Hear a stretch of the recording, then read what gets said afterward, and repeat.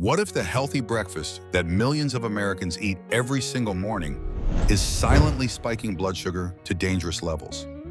These hidden spikes are impossible to detect without a continuous glucose monitor, specifically a FreeStyle Libre sensor. I wore a CGM for 30 days straight and tested 30 different foods, everything from brown rice to almonds to orange juice. I tracked every single blood glucose reading in real time. And some of these CGM results shocked me. Because here's the truth about blood sugar control that nobody talks about. It is completely personal.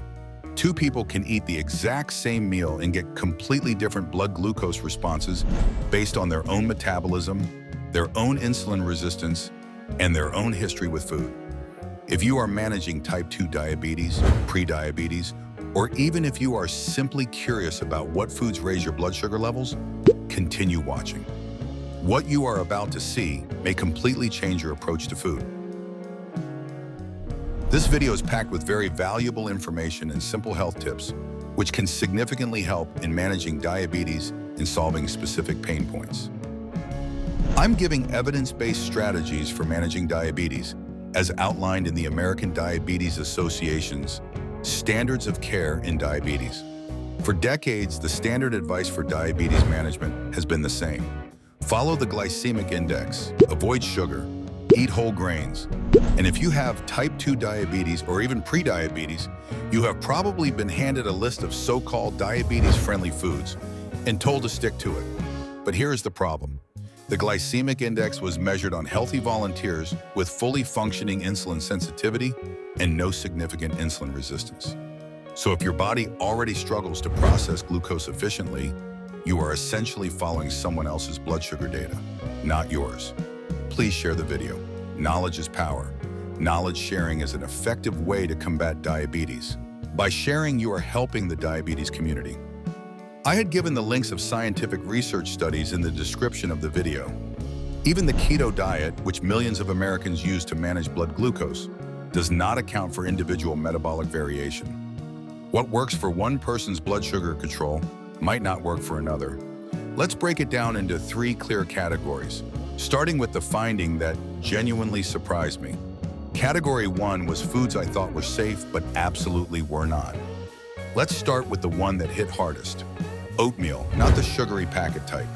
Plain steel-cut oats, the variety everyone agrees is better than processed cereal. Within 45 minutes of eating a standard serving, my blood glucose shot up 47 points. That is a major blood sugar spike. And this is a food that is literally marketed to people with diabetes.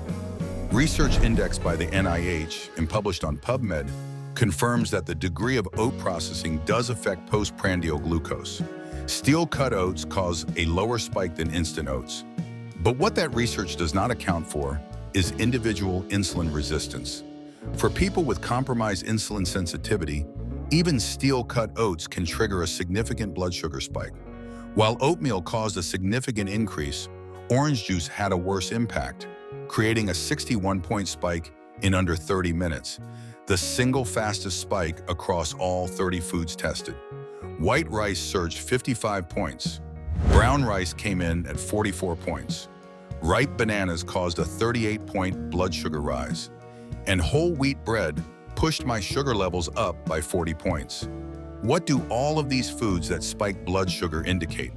They are high in rapidly digestible carbohydrates, with very little fiber or protein to slow glucose absorption. According to NCBI published research, this is the core mechanism behind the postprandial glucose response, and managing it is the foundation of real diabetes management. Category 2 was the foods that kept my blood sugar completely flat in the best possible way. This is where the experiment became genuinely exciting. Eggs were first on the list, and my blood glucose response to eggs was essentially a flat line. Eggs are high in protein and contain virtually zero carbohydrates. The American Diabetes Association confirms that eggs have minimal impact on blood sugar levels when eaten alone. Whether you are managing type 1 diabetes or type 2 diabetes, eggs consistently rank among the best foods for diabetics, and my CGM data proved it. Next came non-starchy vegetables, specifically broccoli, spinach, and cauliflower. These are foods high in fiber, and the relationship between fiber and blood sugar is direct. Dietary fiber slows the absorption of glucose into the bloodstream, which keeps blood sugar levels stable. The Mayo Clinic places fiber at the very center of its diabetes diet recommendations. Almonds and walnuts showed nearly zero blood glucose response. A study published on PubMed found that eating a small handful of almonds before a meal actually reduces the blood sugar spike of the meal that follows. An avocado was completely flat on the continuous glucose monitoring system. It is high in healthy fat and fiber, with minimal carbohydrates. Category 3 was the finding that changed everything, and it had nothing to do with which food you eat, but how you eat it. Here was the experiment. I ate white rice alone on an empty stomach. The blood glucose spike was 55 points. Then I ate the exact same portion of white rice, but only after a salad with fiber-rich vegetables and a protein source. The spike dropped to 22 points. Same food, less than half the blood sugar impact. This is what researchers at NCBI and Harvard call food sequencing.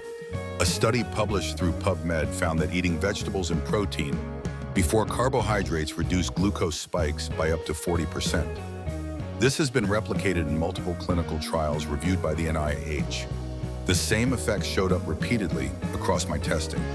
Pasta paired with olive oil and protein produced a blood glucose response 30% lower than pasta eaten alone. Whole grain bread with avocado created nearly half the blood sugar spike of bread on its own. And sweet potato, eaten after a protein-first meal, caused a 28-point rise instead of 46. This is why using a blood glucose monitor, especially a CGM, it is such a game changer. Even as a CGM for non-diabetics who simply want to understand their metabolic health, the data it provides is genuinely priceless. It turns every meal into real information you can use to reverse diabetes progression and take control of your fasting blood sugar. Now let's verify this with the research. This is supported by multiple studies, not just one trial. A landmark study published on PubMed by researchers at the Weizmann Institute used continuous glucose monitoring to track blood sugar responses to identical foods across hundreds of participants. Their conclusion was clear. Highly personalized blood sugar responses made standard dietary recommendations inadequate for individuals with different metabolic profiles.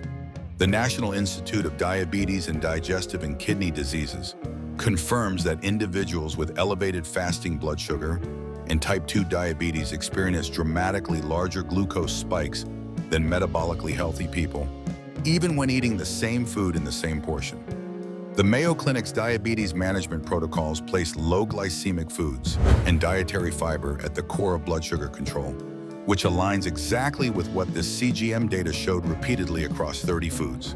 And critically, the American Diabetes Association's Standards of Medical Care state that reducing A1C by just 1% measurably reduces the risk of long-term diabetic complications. So here is the takeaway from this video. You do not need a rigid, joyless diabetes diet. You need a smarter approach, one built on real data about your blood sugar response, not someone else's. The 3 biggest lessons from 30 foods and 30 days of continuous glucose monitoring are these. First, eat protein and fiber first. Every single time, before the carbohydrates reach your stomach. It is the most impactful blood sugar control habit in this entire experiment, and the science fully backs it. Second, stop trusting labels. Whole grain, natural, diabetes-friendly foods. These words mean absolutely nothing on a blood glucose monitor. What matters is your personal blood sugar after eating. Third, fiber is your foundation. Every low glycemic food that produced a flat CGM response in this experiment was high in fiber, high in protein, or both. The Mayo Clinic confirms it, and my glucose monitor proved it across 30 real foods. Drop a comment below right now. Which results surprised you the most? If this deep dive into the science of diabetes was helpful, please hit that like button. It helps the YouTube algorithm to show this video to millions of people who are at risk of unhealthy blood sugar levels.